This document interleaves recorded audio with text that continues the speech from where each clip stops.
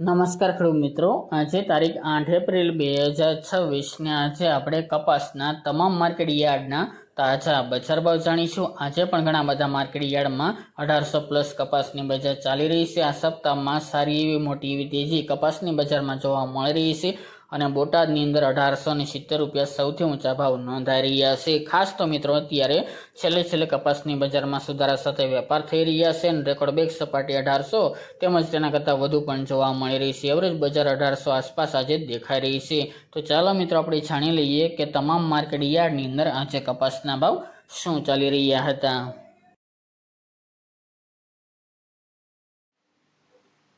ખેડૂત મિત્રો, આજે આપણે કપાસના ભાવ જોઈએ તો ખાંભા 1500 થી 1780 રૂપિયા, ધંધુકા 1375 થી 1675 રૂપિયા, વિરમગામ 1400 થી 1660 રૂપિયા, ઉનાવા 1300 થી 1652 રૂપિયા, હળવદ 1375 થી 1618 રૂપિયા, રાજકોટ 1550 થી 1790 રૂપિયા, સાવરકુંડલા 1470 થી 1527 રૂપિયા, ચોટાણા 1431 થી 1470 રૂપિયા, ટીટોઈ 1450 થી 1525 રૂપિયા, મોરબી 1400 થી 1721 રૂપિયા,